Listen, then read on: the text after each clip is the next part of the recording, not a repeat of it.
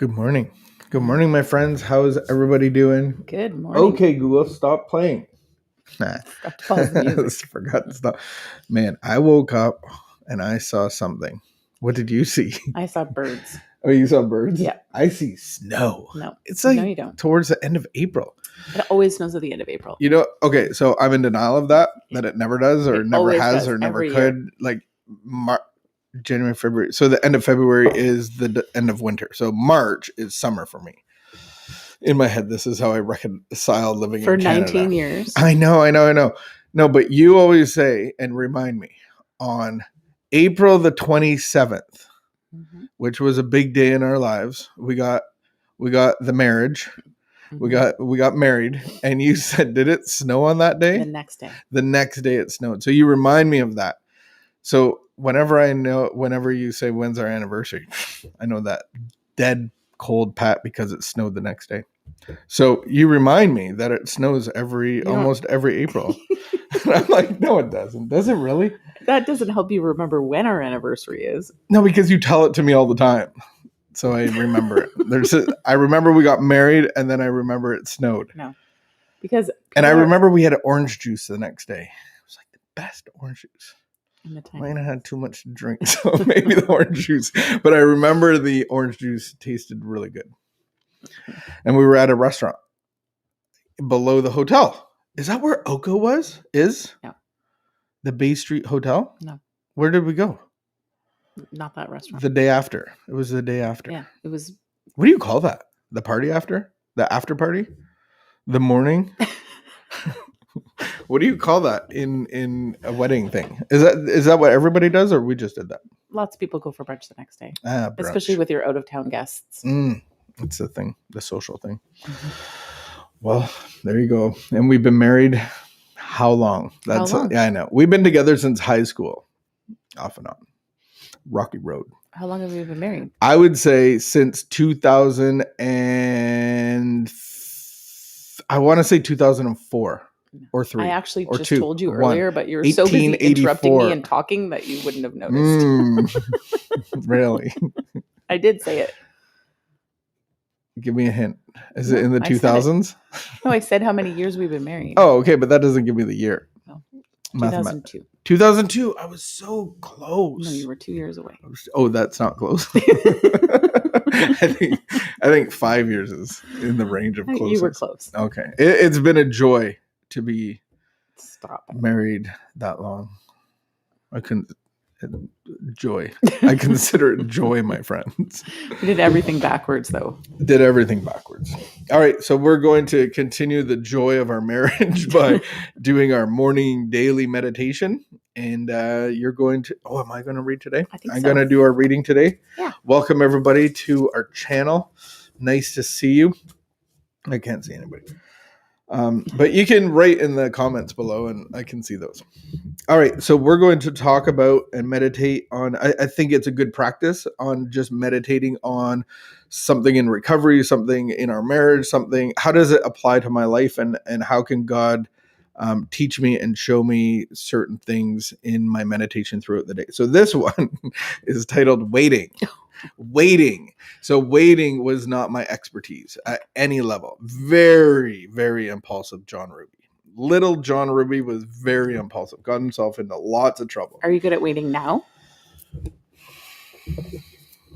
I came to reconcile that I'm a great waiter. Yeah. And the only reason that I'm a great waiter was because of my phone.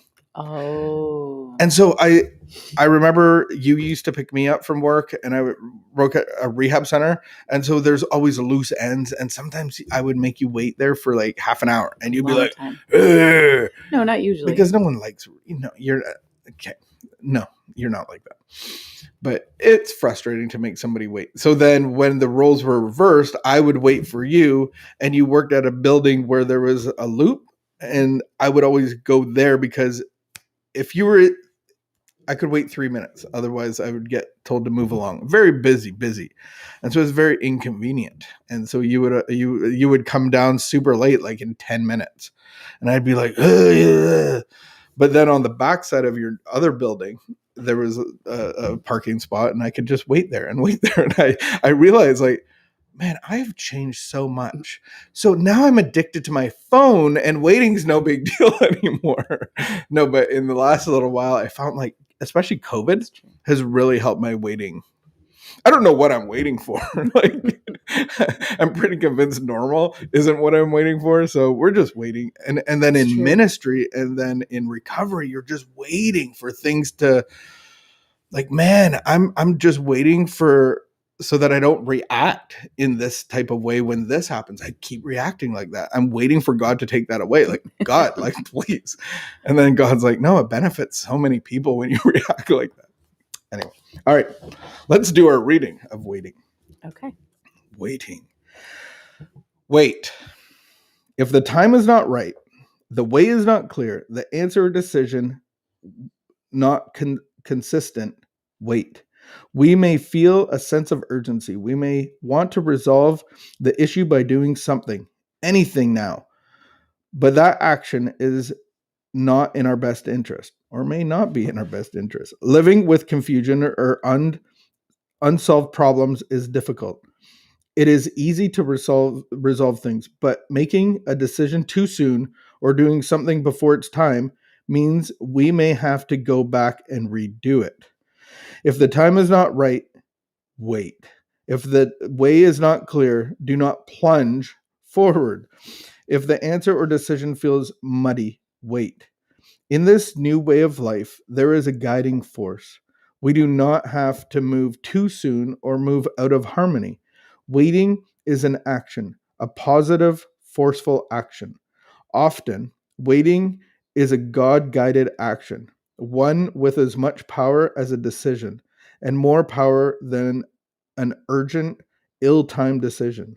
We do not have to pressure ourselves by insisting that we do or know something before it's time. When it is time, we will know. We will move into that time naturally and harmoniously. We will have peace and consistency. We will feel empowered in a way we do not feel today.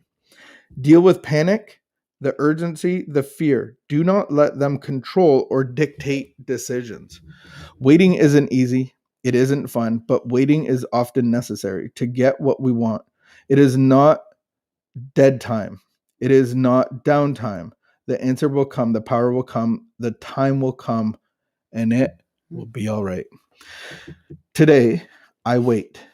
If waiting is the action I need in order to take care of myself, I will know that I am taking a positive, forceful action by waiting until the time is right.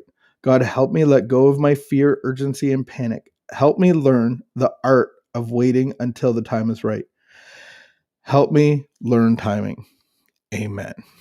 I believe that this was specifically written for me because those things of panic, urgency, and fear, because I'm very capable, I like to get things underway and be God's little helper and then include him if need be.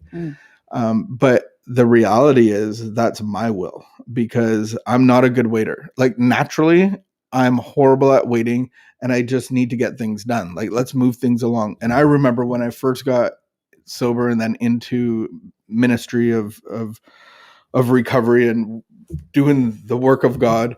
And I remember going like, this is not how you would run a business. Like all the board members and the people that have been there a long time, they were so like majestic in their waiting. Like we're just waiting upon the Lord. And I'm like rocking back and forth. And I'm like, we're builders though. Like we got to build, like we got to do this stuff and we got to include this. And we got like, like guys, like we got to work, like stop everybody waiting. But the work was the waiting.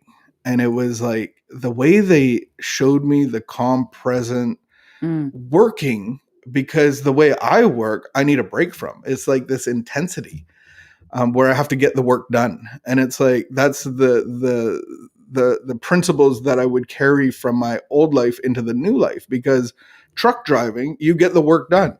You got to get this done. You got to go. And I don't think that is what I'm supposed to do in recovery. And so learning to wait has been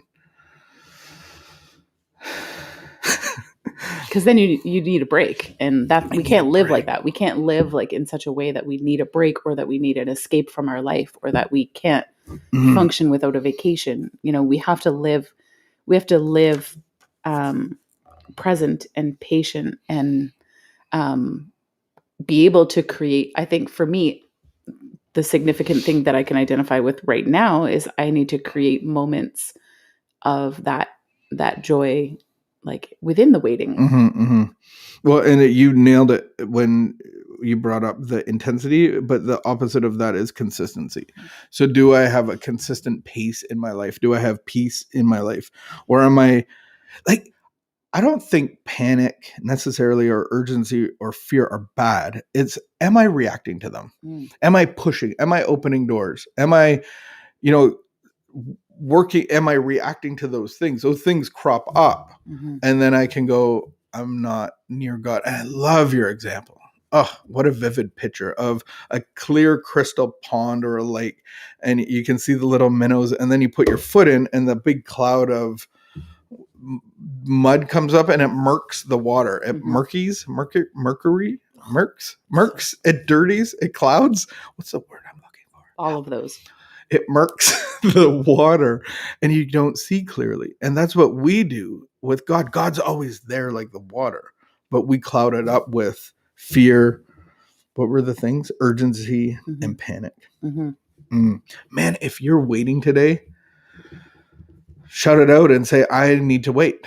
I need to wait for answers. I need to be patient. I just need God's power to wait. I know I'm super capable, but that's on my own power, and I'm going to tire out and going to need a break. And so, yeah. And I think that how we wait too, like, because if we think about the pandemic, and that we're all waiting for this pandemic to be over. Right. And so if we just live in that, like if I live for the end of the pandemic, because I have no control over that, and I don't know when life is going to go back to normal. So if I just live waiting for that, I will be discontent. I will be stop reading my mail. Dissatisfied. I will be. And so how do I live heavier for today as opposed to living for the future? If I'm living for the future, I'm not going to be at peace. Oh my goodness. That's such a good word, because that's what happened to me. I got a little bit of sick, and it threw me off kilter so badly.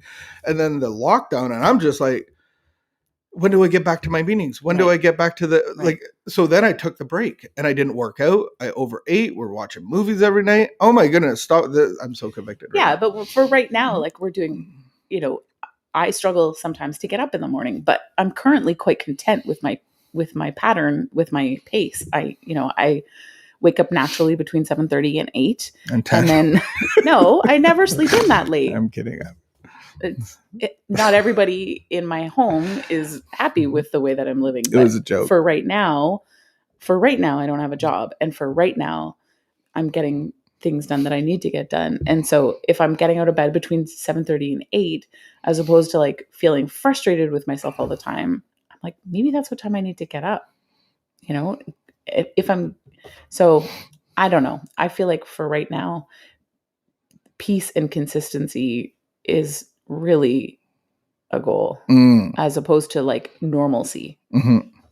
So what's the opposite? What do I get when I'm not waiting? I get impatient and frustration, and discontent. I can't live in discontent. I just can't live in discontent. My sponsor would say, I can't spiritually tolerate it. She says that all the time. She'll say that about different things. I can't, like, spiritually, I just can't tolerate it. And so it takes me to like a dark place. And so I'm like, oh, I can resonate. Like discontent and dissatisfaction and comparison just take me to. And then I need a break from that. And then some people go drinking. Some people get obsessively thinking. Some people get back into bad relationships. And that clouds and murks the water. And God has never left you or forsaken you. He's always there. So God is in the waiting. He's always there. But we are in the presence with him. So sometimes waiting is what is needed. It's exercise. It's practice. So if you're waiting, then we are praying for you. And so just let us know what you're waiting for or how you're waiting or any tips on waiting, because I could use them. All right, everybody, have a great afternoon. Keep the peace and be of good behavior, and we'll see you tomorrow. We'll see you at noon today. Josh is speaking today at our open addiction recovery support meeting at noon Eastern time. So we will see you there. Have a great afternoon. Take care.